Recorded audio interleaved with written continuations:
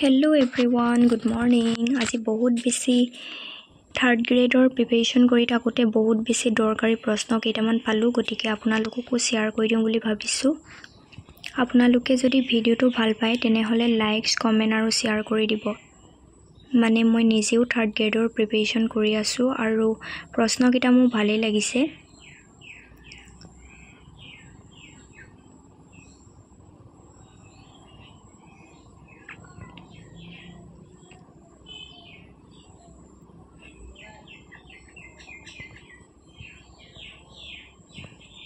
আৰু directly question আহে নে নাহে সেইটোতো নাজানো, আৰু আশাও খুবেই কম।